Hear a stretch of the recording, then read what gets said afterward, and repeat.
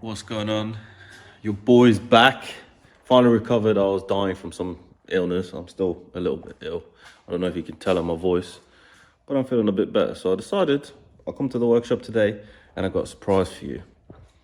Since the Mazda, it rips. It's been really good fun. It's on the stock KO4. And when I did the timing chain, I realized it did have some play in it, so I'm back and forth play. So the thrust bearing has worn already. So I decided, why don't I just build a hybrid KO4 to slap in that Mazda and spice it up a little bit, improve reliability, improve exhaust flow, improve compressor flow, all the good stuff. That's what we want. So this video, I'm gonna walk you through how to build your own hybrid KO4. I'm gonna be using my own suppliers parts, so I'm going to use an upgraded repair kit with an upgraded triple feed thrust washer system. I'm also going to use a larger thrust washer surface, and I'm also going to use a high flow turbine, and I'm also going to use a high flow compressor. I'm going to show you guys exactly how to assemble yourself a KO4. It's really quite simple and it can be done for quite cheap, and you'll end up with a much more reliable KO4 than you would if you bought a new one from, I don't care, any brand. Doesn't matter who you buy it from, you build it yourself, you know what parts go in it, and then you know it's going to be reliable. So let's dive straight into it. All right, so let's dive into the parts that I'm using.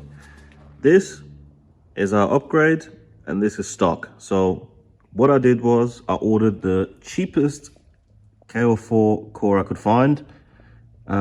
Pretty much stripped everything inside out of it. So all I needed is this bearing housing.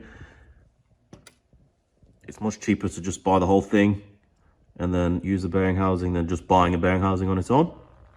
Then we have our factory 11 blade turbine shaft, and I've decided to go with a high flow 9 blade, which is also taller, so you have more turbine drive pressure while increasing the turbine flow, and obviously upping the choke limit, improving spool up, because this is actually lighter. We're going to chuck these on some scales. Then I have decided to upgrade to a 7 blade high flow billet compressor, so much lighter. Also extended tip design to increase efficiency at high boost pressures compared to the standard cast compressor wheel, which usually runs at a puff at about 18 psi. Then we have our thrust bearing assembly, which is the most important part of this build to make it reliable. So this is a triple feed full face thrust bearing to provide maximum reliability with high thrust load. So when you're running at high boost pressure, compared to the standard KO4 thrust washer, which, as you can see, is not a full face. And it is also just a single feed. This is actually the weak point on the KO4s. This is the reason I decided to upgrade and build something more reliable. So next, we're gonna chuck these things on a scale, see if there's any weight benefits, and then we're gonna get to assembly, which is really easy. All right, so let's chuck these things on a scale and see if we save any weight. So we have our stock cast compressor here, no extended tip, just a cast compressor. This is a 6 blade, and we're weighing in at 34.7 grams. We take our 7 blade billet wheel with the extended tip to improve our efficiency,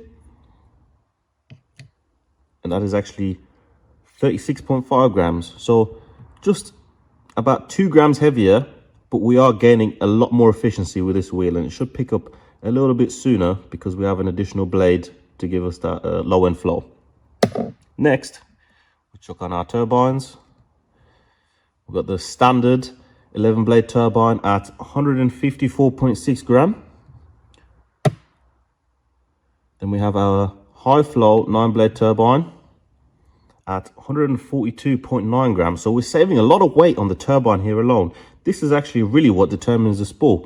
So overall, we're still lower on the weight, which is exactly what we want. So we're saving weight on the rotating assembly, and that's going to make our turbo spool just that little bit faster and give us that little bit of better transient response, which is what we're after, while providing less back pressure and high flow. That's exactly what we need. Okay, before we get to assembly, most important step is cleaning everything. Make sure everything is absolutely spotless. So I've already cleaned everything. Brake cleaner and some compressed air works wonders. So we want to make sure everything is spotless before we start assembling. First step, we're going to install our turbine side piston ring onto our turbine shaft.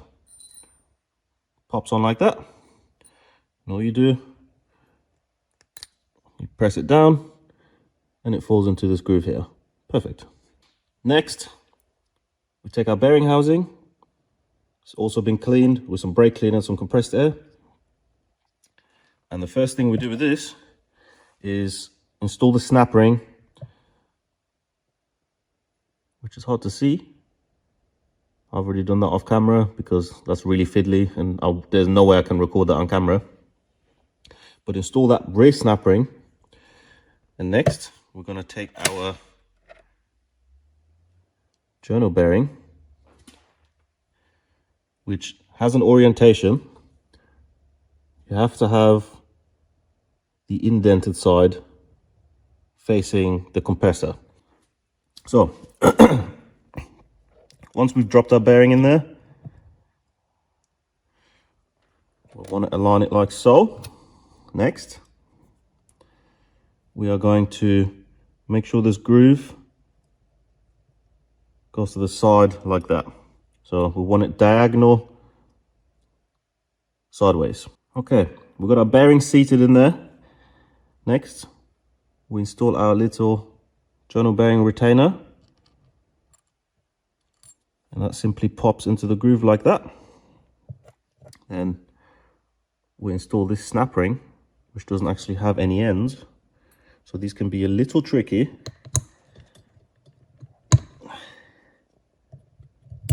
But it pops in just like that. And now our journal bearing can't go anywhere. Next, we take our thrust washer. That just pops right in the middle there. Then we take our reliability powered triple feed. You can see the 3 feeds in there. The oil goes into this place and spreads along to the sides and feeds to all those 3 holes, providing a nice film of oil, which makes this much more reliable than a standard bearing. So when installing the thrust bearing, this side goes towards the back. So the oiling port on the bearing housing where the oil comes out is right there. And that goes in line with this. Just pops in there just like so. Then we take our aligner for our thrust washer, thrust bearing should I say, sorry, and that just pops right in. You can see there's 1 tab here and 1 tab on the other side, along with the big tab at the bottom, and that just aligns with the bearing just like that. Now we want to make sure our washer and everything is aligned, and that is it. We take our O-ring, which is super easy. Take our O-ring, that'll be the last thing for the core. Install our O-ring just like so. I like to make sure it's seated with some picks. Then we have our front oil seal, which I've already installed the piston ring on. Make sure you put some oil on that. Then we have our front plate, in which our front seal will go. Just goes in like that. And I like to have the seal face upwards. Although on a new assembly with tight clearances, it doesn't really matter. But I like to make sure the seal faces upwards. So this can be a little tricky. Put it in like that. And you can hear it click into place. O-ring seat is nice and oiled. And on it pops like that. Now, very careful with this. This is not held by anything. This will actually be only held together with the compressor housing when it's bolted on to squash this together. And then this middle section with the shaft. So what we're going to do next is install the turbine shaft. the best bit about this build, I think this is the coolest thing about the build, the 9-blade turbine. So I want to put some oil on our seal, like that, and on the journal, just like that.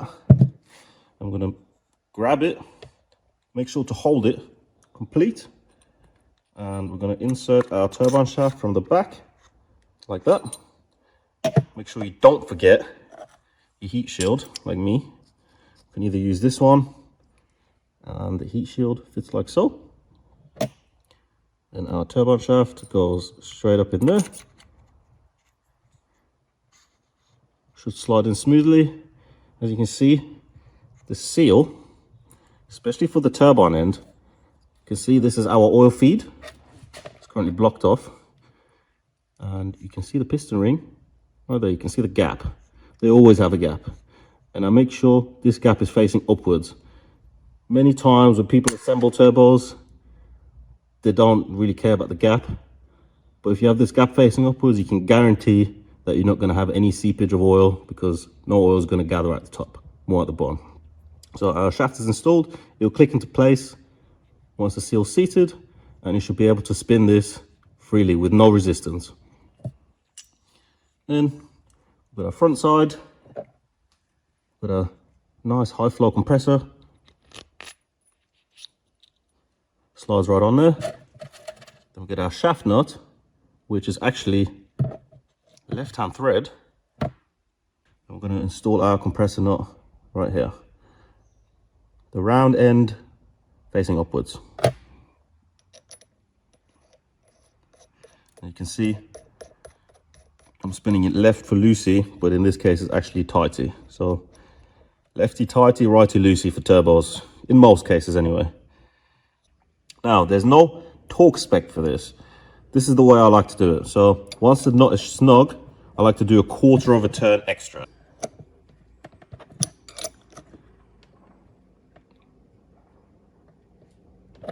Tighten it down, just like that. But I decided to not machine anything and go with a same size billet replacement compressor and same size replacement turbine, because I don't want to go crazy with this car. I just want something, you know, a little better than stock. I have to change it anyway, so might as well upgrade it. We've built our core. I'm gonna go get it balanced now. Actually, the most important part for reliability of your turbo, you want to make sure it's balanced. So I'm going to take it to a company I work with. They're going to balance it up for me, and once it's balanced up, we're going to be ready to slap it on the car. And I'm going to be checking in with you guys once the car is right here. Okay, car's here, we're ready. Turbo's back there. We're going to try and do a cheat today, since somebody's already snapped a bolt there. I don't want to touch that if I can help it, and I don't want to take off the exhaust either. So what we're going to do is we're going to try and take off the V-band. Tom's here to help. He might be the cameraman today and the helper. We're going to try and rip this car apart now and see where we end up. Hopefully it works with my little shortcut, because I really don't want to take off the rest of the car and the exhaust and all that bullshit. So let's see what we can do.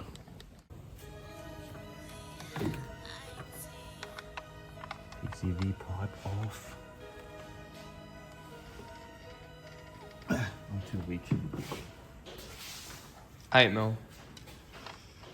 Not 8 mil. 7. 7 mil. I should know, because I already had this apart. Wonder how mad the previous owner is. I just had to fix the MAF sensor to get it to run. Because I texted him about it, he didn't get back to me. Oh my god. He didn't answer me, so he must be pretty pissed. Oh. That's it. See that element in there? That little hot wire. That was like black. You see the little red on it? You can actually see the wire before it was completely black. Because it had a K&N on it, because there's oil. No good. No. Always makes me laugh what Harry used to say. What?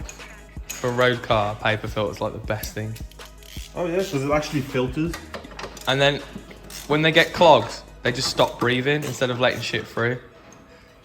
Don't he do the foam filters? The Yeah, ones that he don't used to. The ones that don't filter anything. No, they do filter, but it's like to a particular rate. You need to like clean them regularly, which is fine for a race car. but not for a road car. Foam filters scare me, man, because if you got a turbo, I've seen many, even like HKS ones, you know, the foam ones that'll break apart and go into the turbo and then obviously destroy the compressor wheel. I've seen that actually many times. All right, we just made a discovery. It is actually, the camera will focus, a Chinese KO4. One way you can tell, blue lines, because all the Chinese ones come with blue lines. And there's no part numbers on the front, just a Chinese part number. There's quite a bit of in and out play of this turbo, but it's quite hard to show on camera, so we're gonna pull it out and show you when it's out.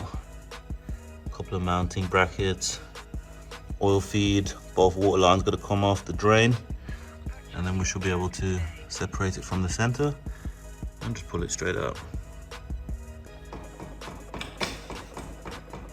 Fucking half an hour later, still going. It's not even touching the car.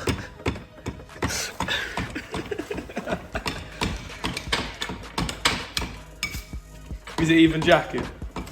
It's close. Not quite. It looks weird as fuck on camera, it's funny.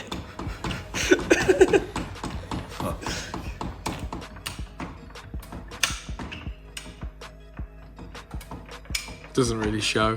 My tricep's gonna be swole as hell doing this.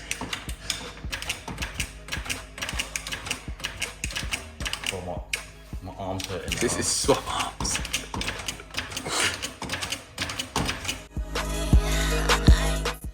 Oh, yeah, they make their own threads. That's the best way. Take this up, Any thread's better than no thread, right? That's it. As long as it holds, as long as it holds, it's gold.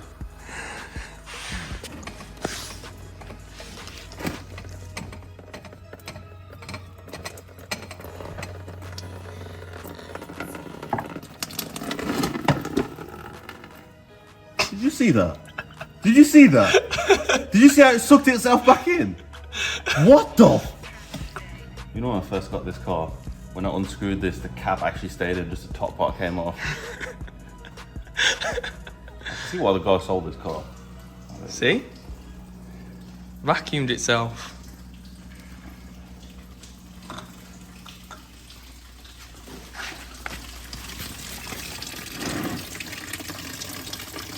There we go. Alright, we've got everything loose now. Oddly enough, everything is going to plan. And we can even take the core out with my little cheat method that I suggested. So we don't have to touch the manifold, don't have to touch all the hot bolts that normally snap. We don't have to touch, which is great because I don't feel like snapping bolts today. So we've got both the coolant lines loose. We've got the oil feed out already. That's here, the oil feed bolt. The clamp bolt is loose as well. So now it's just a matter of undoing them fully, and then the whole thing should just slide out. Oil drain is off as well. And we're gonna slide that out, take the core apart, put our new core into the housing and put it back together. Simple thing, really. So we should check in when this thing is out because getting it on camera is probably going to be a little hard, I think. So we're going to focus on trying to get it out in one piece and not losing a finger. I've already hurt myself, so let's focus on that. So we check back in a bit. Okay, it's ready to come out. Clamp undone. Ooh, it doesn't move.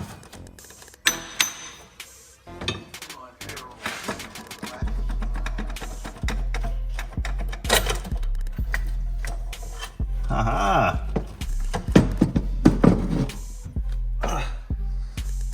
Here's the old turbo. You can actually hear the end plug. Can you see that on camera? Yeah. So it's a little warm. It's not terrible, to be honest. So let's say someone takes their air filter off and they can get to like this part of the turbo. Yeah, so you want to grab your compressor nut and see if you can move it back and forth. If you can move it back and forth, this is bad. On a ball bearing turbo, a little clicking noise like this is actually quite normal. But you don't want to have any in and out on a German bearing turbo. A little bit side to side is fine. The oil pressure senses the shaft. The way I like to test the limit of the side to side play is you push the shaft all the way to one side and then try and rotate it. And if it catches, I'll do that again. So this is centered. and then you push it all the way to one side. You can see how close that is now. Yeah. You try and turn it. It's hard to show on camera. You can see the gap on the other side. Yeah, so this is very close to the service limit. It's not catching quite yet, but it's close to the service limit, so it's a good job that we're doing this now. And replacing this with an upgraded one. So we're gonna swap this over. We're gonna give this housing a little clean. As you can see, I was right. It's a Chinese one. The Chinese letters. And motherfuckers don't have part Chinese numbers. letters. You know what I mean, man? They ain't got part numbers on there. Is that Chinglish? Chinglish, that's it. So that's a Chinese turbo. I mean, for the fact it's Chinese, it ain't too bad. So we're gonna get this on the bench, start taking it apart, swapping things over, and we'll join you back there. So first things first, before we take this apart, because I want to make sure the core goes back the same way as came out of this. So obviously the oil lines and the water lines are lined. So what I like to do is I just like to get a chisel or something like that, get our oil feed here, put it center, and just leave a mark there so I know where the top is. Then, really simple to swap your core. You got 10 millimeter bolts. They just come loose like that.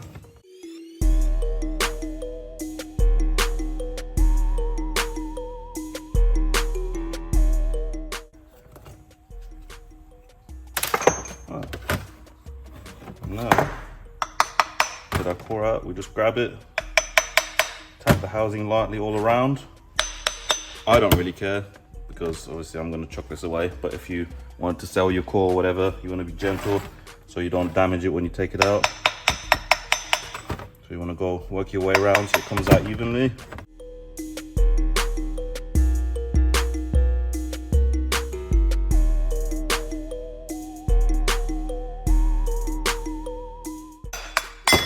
Bitch. There we go. Now she listened.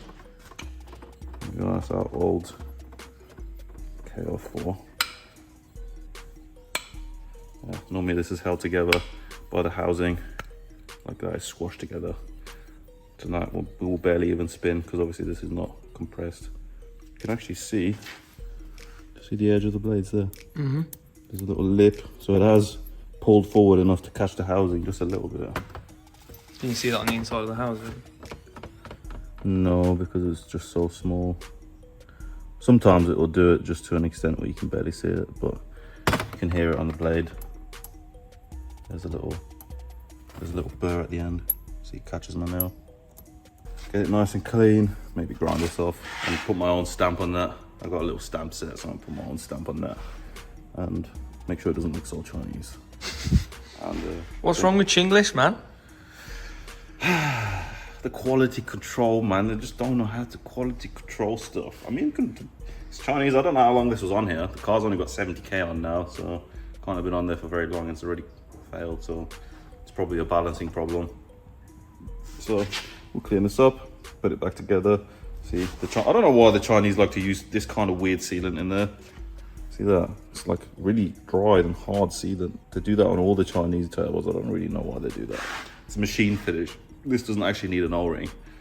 So we get this cleaned up. Once it's clean, put it back together. I'll show you what it looks like. Then we put it back on the car. Thank you, China, for making me be here and try and get your shitty sealant off. You know what? Fuck this. I'm gonna put it in a sandblaster. I don't have time for this. This is what you get when you buy Chinese. Makes your life difficult. Don't buy Chinese, buy from me. Quality control in the UK. Built in the UK. Lifetime warranty, unlimited mileage. Lifetime warranty? Well, lifetime part cost warranty. So you get 1 year's unlimited warranty and everything. However much boost you want to run, I don't give a shit.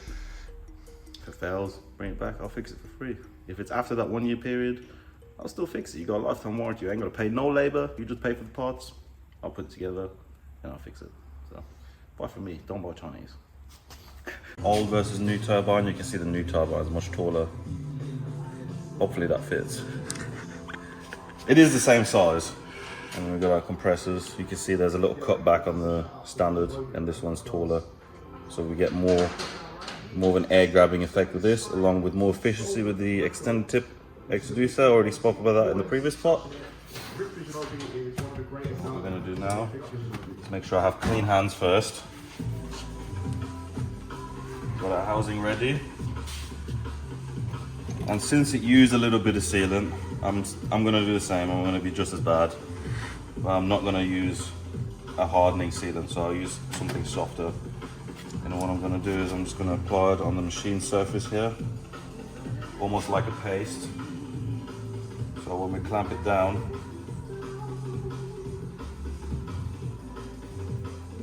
this fills all the little machining grooves that you can see in there. So like that.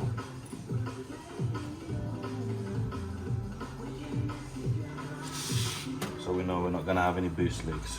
Got our little line that we marked earlier to show where the top goes for the oil feed. And this just pops in right there. And it looks like we're not catching, so I chose the right compressor wheel, thank God for that. And our clamps go on. I'm changing to a different style of clamp instead of just the washers. This is what these are supposed to use. So these are the OEM. You got the old washers just down here. Yeah, these are the old washers compared to that. Big difference. Yeah, so you actually get much more clamping force with these, which is what you want. Some new hardware. Make sure everything is good. But they should have brought that in so much sooner, man. Come on. Just need someone to have the smart idea. YouTube's just been ignoring it for how long? Right now, we want to tighten that in a star pattern. Just a little tie at first.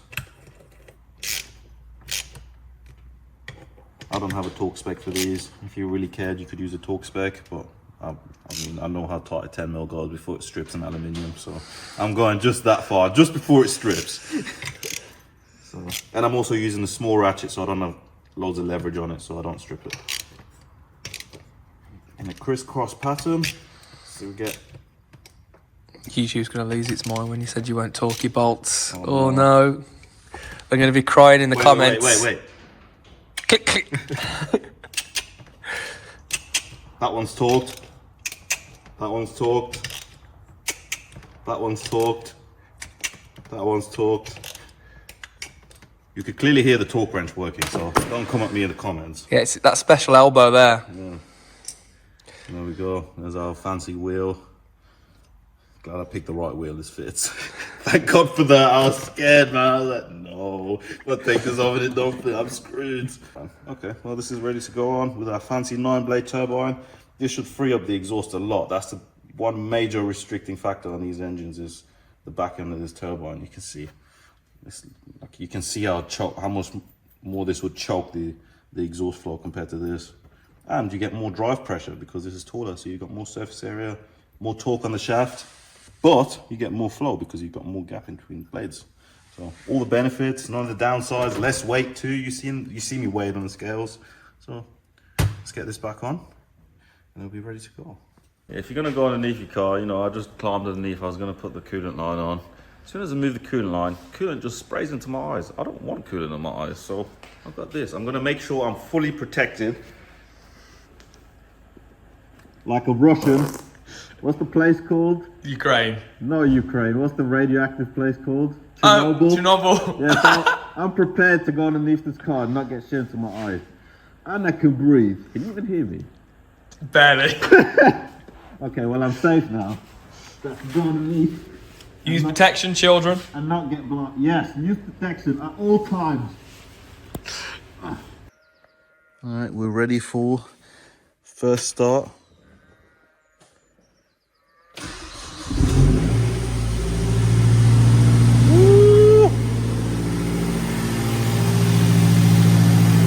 Make sure we don't have any leaks.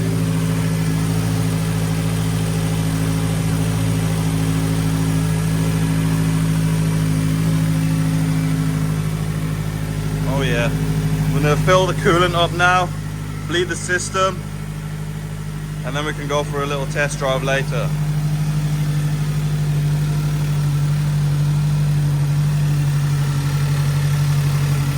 You ready for this?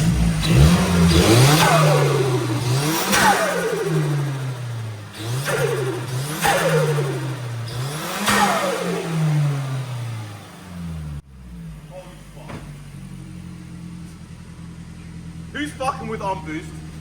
Tell me, who's fucking with on boost? Oh, you hear the spool? You hear the noise? Oh, now it truly sounds yo, tell me, how does that sound? Japanese. Would you buy one? Would you buy one of my turbos just hearing that? Only reason to buy one. Who's fucking with me? Anybody fucking with me?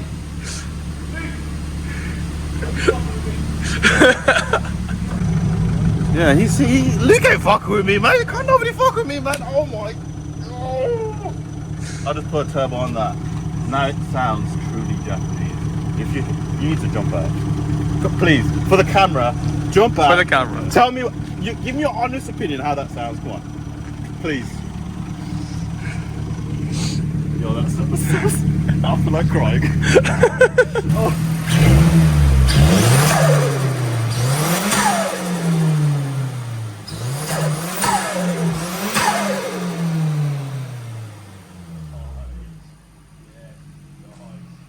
Well, if you enjoyed, thumbs up.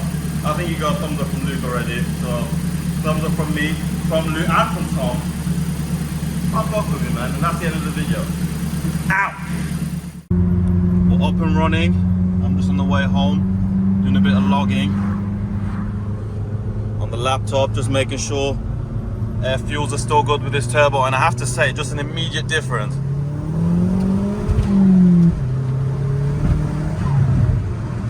Like, it really wants to go now. Like, the way this car picks up is crazy. AFRs are still looking good. And the noise. Yo, this is incredible.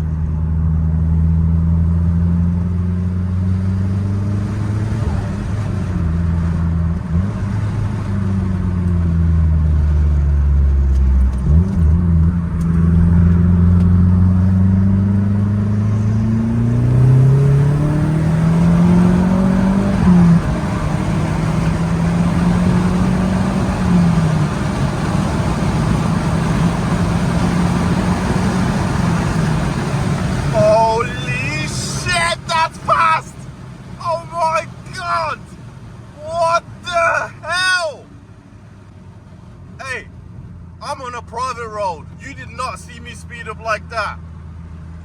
Oh my God. Okay. Yo, you better pick yourself up one of them on-boost turbos, man. Because this shit is crazy. The way that's freed up the exhaust flow, that's helped so much with the pickup. The response just in between the shifts. Just staying on boost is so much better. Like there's no delay when you're actually getting on and off the throttle.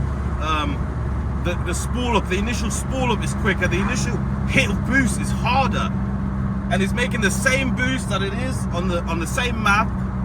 AFRs are still good. Obviously, we have a closed loop, so it will add fuel.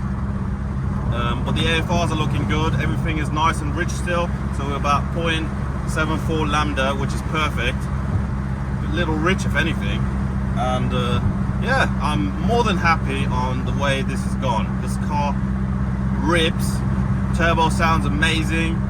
I don't have any complaints whatsoever. So if you enjoyed the episode, make sure you like, give me a thumbs up, you know what I mean, give me a subscribe, and I'm gonna catch you guys on the next one.